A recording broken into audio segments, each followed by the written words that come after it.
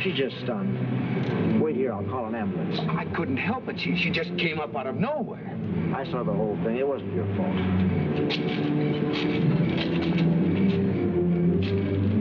Lie still. There's an ambulance coming. I'm all right. We know, but we won't take any chances. Everything's going to be all right.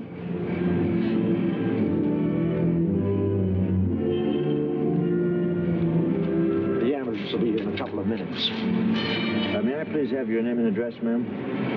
Carrie Foster. I live at the Martin Hotel on 35th Street. May I have yours, sir? Mr. and Mrs. Gerald North, 23 St. Anne's Place. Is there anything I can do, officer? Nothing now. When she gets to the hospital, I'm putting a hold on her until the precinct can check on my report. Is there any special reason why?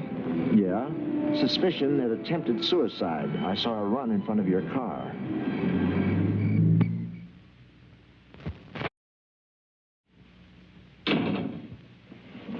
Pam? Hello, darling. Did you see this thing in tonight's paper about Carrie Foster? Why don't you sit down? I'll bring you a nice... Hired companion questioned in death of former film star. Look, they've even got a picture over here. Yes, I've seen it. Here. The coroner's jury today brought in an open verdict in the case of the strange death of Adele Dahlgren, 58, one of the reigning beauties of the silent film era. Her death was attributed to an overdose of sleeping pills, Want but me the to bring your pipe and circumstances... You know I don't smoke a pipe. Hey, what's the matter with you tonight? Well, there's something I want to talk to you about. Yeah, all right, well, just a minute. Carrie Foster, for many years, Miss Dahlgren's paid companion, underwent intensive questioning, but insisted that she had no knowledge of the Jerry. circumstances. And what is it? Can't you see I'm trying to...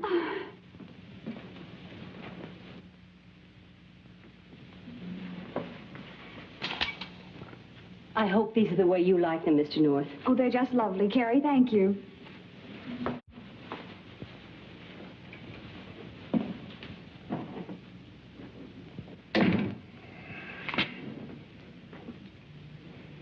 All right, let's have it. I tried to tell you, but you wouldn't listen. Well, I'm listening now. What's she doing here? Well, it's my fault. I called and asked Carrie to come and see me when she left the hospital this afternoon. Darling, she hasn't any money. She's out of work, and she can't get another job until this commotion dies down. There isn't even a friend to whom she can turn in the meantime. I see. Well, what did you tell her? Well, I assured her that we're her friends, and she can stay here until the sensation seekers get excited about some other newspaper headlines. Anyway, now she knows that suicide is no answer. Well, what's she doing in that outfit? Oh, Carrie insisted. She said she wouldn't stay here unless she could earn her keep. So I gave in. You angry? No, darling, of course not. It's just that... Well, I wonder, living in the same apartment with a front-page story can be complicated. Oh, Pooh. Wait till you taste the dinner Carrie's cooked. That'll bring the roses to your haggard, careworn cheeks. Yeah? Well, all right, then. What... I'll get it, Carrie. Oh, Yes? Mr. North? I'm Jim Edson of the Globe. May I come in? Oh, a reporter. Oh, we were just about to have dinner. Won't take a moment, Mr. North. Hey, just a minute. Well, Miss Foster. Remember me, Jim Edson, columnist in the Globe? How did you find me here? Trade secret. It wasn't easy. All right, Edson, what's on your mind? I just came by to give Miss Foster a sort of preview. I just finished interviewing a returning traveler, one Whitney Dahlgren, age 41, only son and heir of the late Adele Dahlgren. Whitney Dahlgren? But we've never met. He always lived in Europe. He's back here now. And as you all may read in tomorrow's column, Whitney fears his mother met with foul play, quote unquote. Is that your quote or Mr. Dahlgren's? Well, I don't make the news. I merely report it. And if things get dull, you don't mind stirring them up, huh? How about it, Miss Foster? Care to issue a statement? A statement? Sure. How and why you did it. Your life with Adele Dahlgren. Print it up with a nice batch of photographs. Promise you a nice piece of change. Get out. Oh, just a minute, North. You want me to throw you out? You think you're man enough for the job? Let's try it. Okay.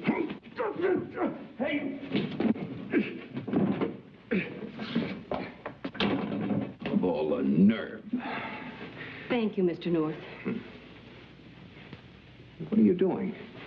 You're not going to have any more trouble because of me. Now, just a minute. You're staying right here as our guest or as our cook, whichever you prefer, but you're not leaving. But I can't. No cheap tabloid reporter is going to run you out of my house, and that's final. Mrs. North, tell him that Oh, I can't tell him anything when he's in this mood, Carrie. You'd better do just as he says. I'll bring in the dinner. That's because you're a very nice fellow, Mr. North. Hey, these are wonderful.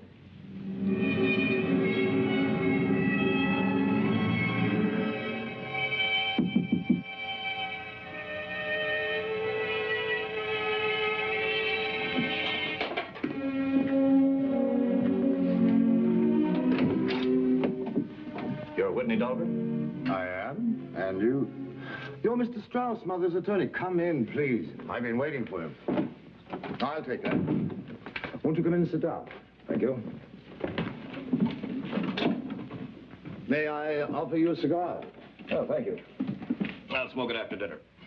Be my guest. Since you've been away from the country and your mother for over 10 years, there are a great many details you should know. Forget the details. How much do I get? Briefly, in as few words as possible. Right. Briefly, then, you're broke. What did you say?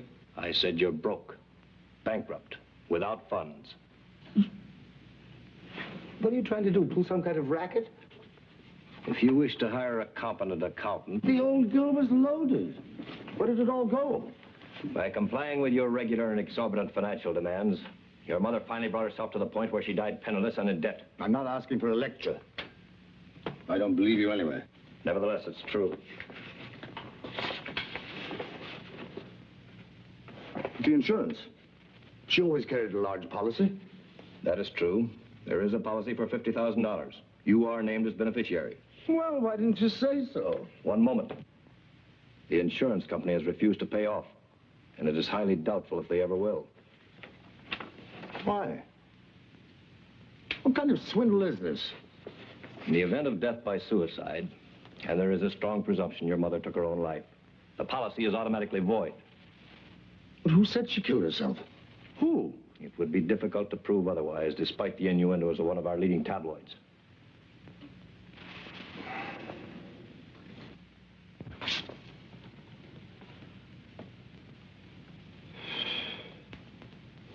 The necklace. The Dahlgren diamond. She never parted that. Where is it?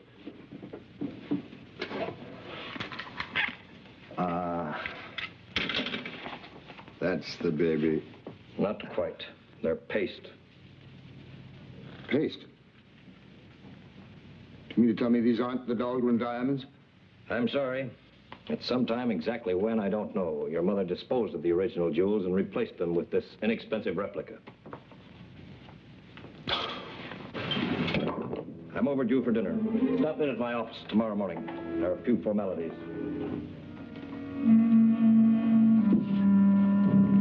I'm rather curious. What do you intend to do? Do? What do you mean? Well, to my knowledge, you've never had a job. Never equipped yourself for anything. Going to work for the first time at your... Oh, get out! Good night.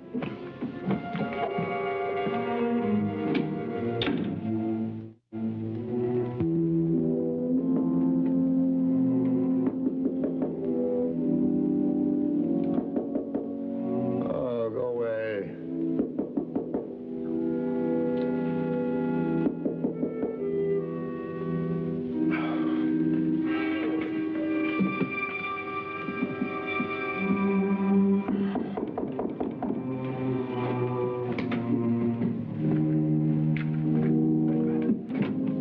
Mr. Dahlgren. Oh, I don't want any.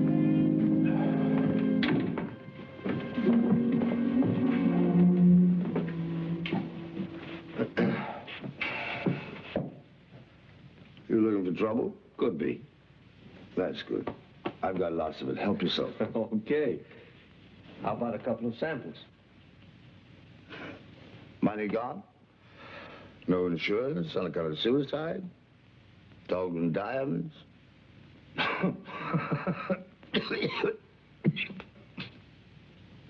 What about the diamonds? That's a big joke. They're gone, too. They're gone. There. Just those phonies left. No money.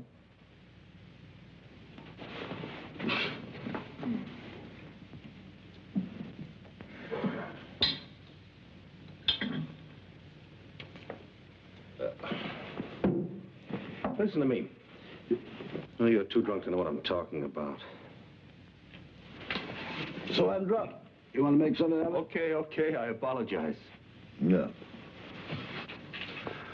Who the devil are you, anyway? Edson, I write a column for the Globe. We met at the airport, remember? Oh, what's on your mind? I think you and I can do each other quite a bit of good, Mr. Dahlgren. First of all, what do you know about Carrie Foster?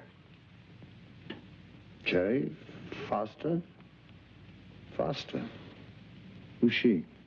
Your mother's companion at the time of her death. I've had a wild hunch about this. Now with the Dahlgren diamonds turning out pace, the whole thing adds up. Your mother was murdered. Probably because she found out about those not being real. What did you say? Now listen to me carefully. I went back to the paper and I checked our files. Now I want to tell you about Carrie Foster. A sweet little old murderess.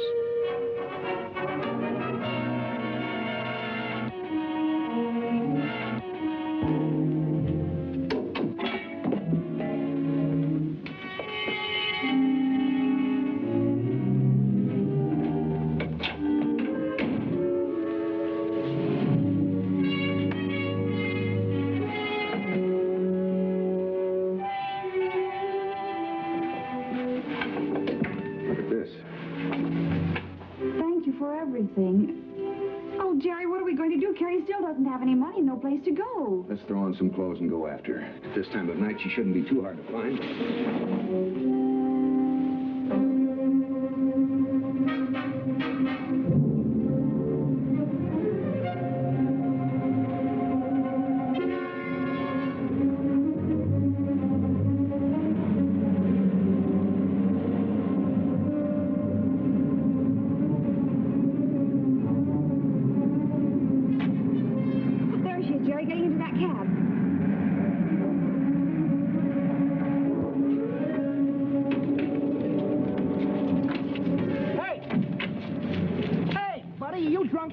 Take it easy. Nobody's drunk and nobody's hurt. You missed my front fender by that much. Missed it, didn't I? What are you so nervous about? Oh, with guys like you driving, I got a right to be nervous.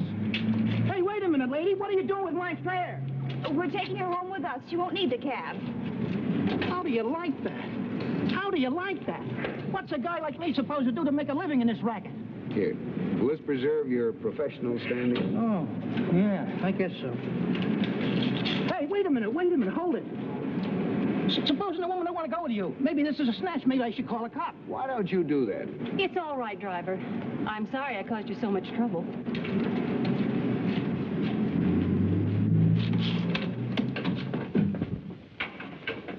All right, now, Carrie, sit down. And remember, dear, we're your friends. We want to help you if we can.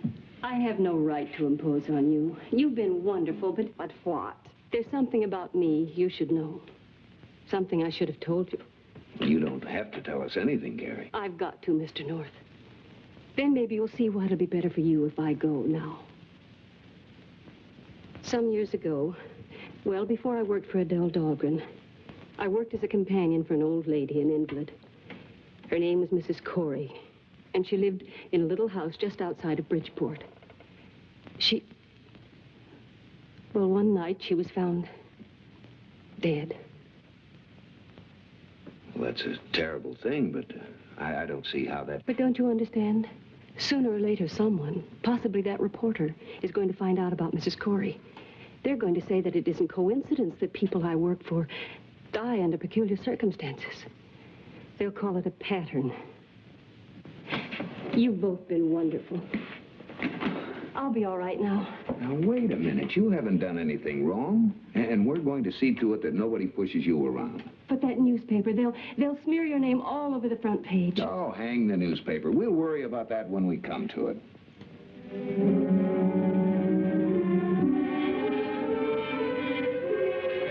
Now keep ringing. This is urgent.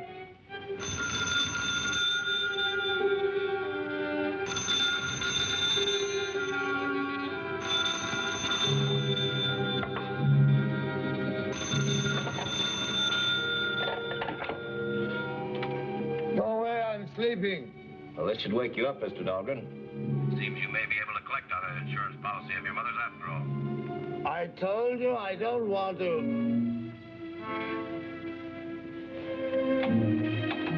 He hints the diamonds were a motive for murder. I'm coming right down to your office.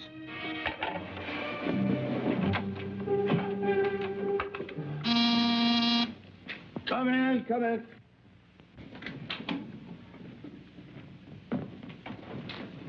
Well, my friend the press. It was a great story.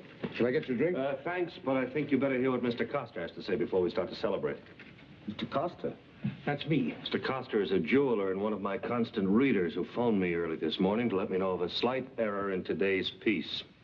Go ahead. This is Mrs. Dahlgren's son. About 3 years ago, Mr. Dahlgren, your mother came to my shop. She gave me the Dahlgren diamonds to sell. I did so, acting as her agent. She also commissioned me to make for her an imitation necklace, worth perhaps a few $100. This I did.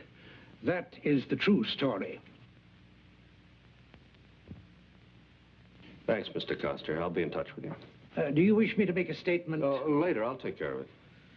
Good day to you, Mr. Dahlgren. Boy, when I make a mistake, it's a beaut. Just think of that. Your mother dies under mysterious circumstances. Somebody very close to her snaffles her diamonds. I find a police report that her companion tried suicide right after the inquest. Would you mind telling me what all that adds up to? Shut up. All adds up to murder with a clear-cut motive and an obvious attempt to avoid punishment. Only it wasn't that at all. Edson, I said shut up. Huh? If Carrie Foster had succeeded in her suicide attempt, she would have been branded a murderess. Well, sure. I just finished telling you that. What's the... Well, I guess that's as close as I'll ever come to collecting on my mother's insurance. Still, I would like to have a chance to make all this up to Carrie, to let her know that I'm sorry she was given a bad time. No, I guess that's understandable. A retraction in the paper isn't going to make you look very smart, is it? What are you driving at? Well, I just thought that it might be better all around if I had a chance to straighten this out quietly. I'm sure that'd be a break for me, all right, but what about Coster? He's expecting to read a retraction in my column. I'll take care of Costa. I think I can convince him it's the best out for all concerned to just let the whole matter die. Okay, it's worth a try, Whitney. Personally, I read Coster as one of those good citizens who'll hold out for a public statement from us. We'll see. I've got to get down to the attorney's office. I'll see you later.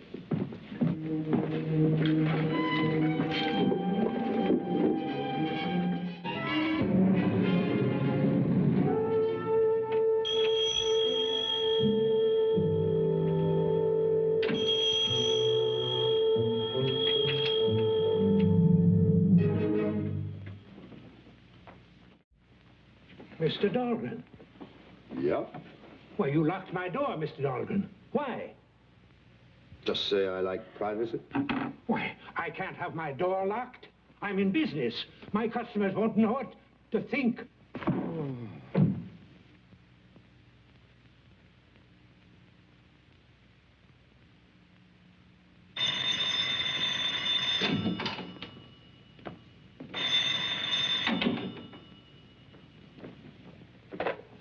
Hello? Yes, this is Carrie Foster. Yes. Yes. What? What was that? So, Miss Foster, if you will meet me and Mr. Costa at the attorney's office, we can clear your name at once. Excellent. We'll be waiting for you at Mr. Strauss's office. Yes.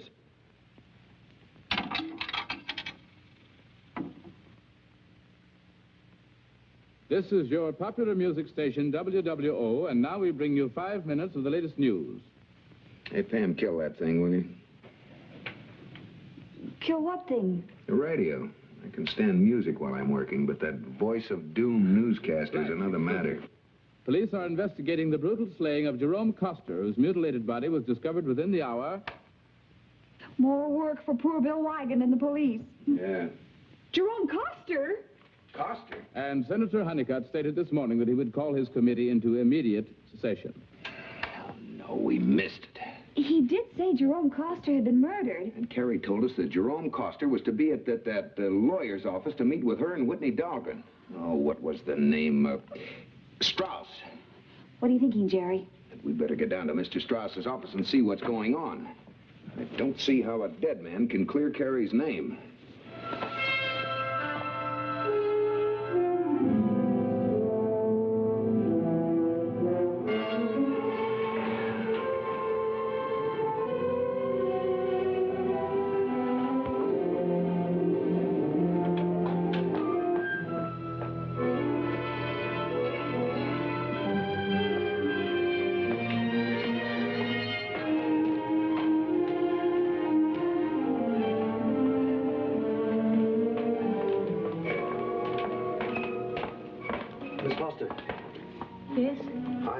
Whitney Dahlgren. I wanted to catch you before you got to Strauss's office. You're in trouble, Miss Foster. Trouble? But I thought you said that it... I was wrong. This is a trap. When you go into that office, you'll find the police there waiting to arrest you. Come this way. I'm trying to help you. But I don't understand, Mr. Dahlgren. The jeweler is waiting to identify you as the party for whom he made the paste replica of my mother's necklace. He'll try you for murder, and you'll be convicted. But that's ridiculous. I didn't kill your mother, and I don't know anything about her necklace or the jeweler. Police won't believe you. Remember, you tried to commit suicide. Then there was that other woman you worked for who died. Take me to the office. We'll see what they believe. All right. But remember, I tried to warn you.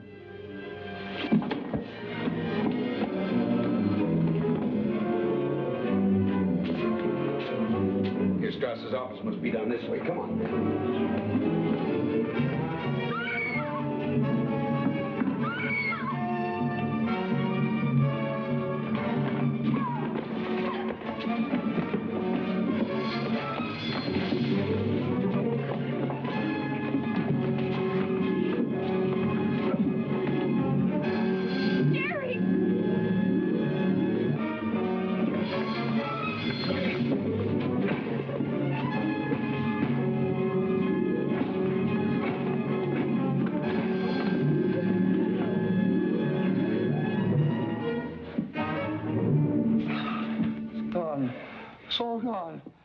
Money, the diamonds, nothing left, nothing.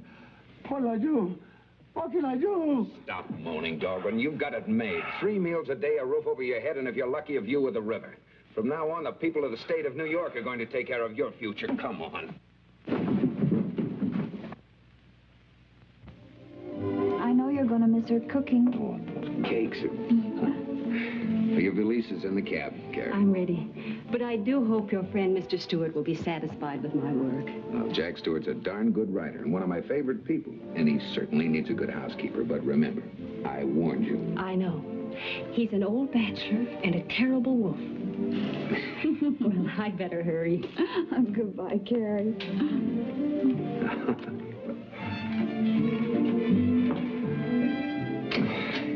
Women are the... Yes, dear. You were saying? The most wonderful.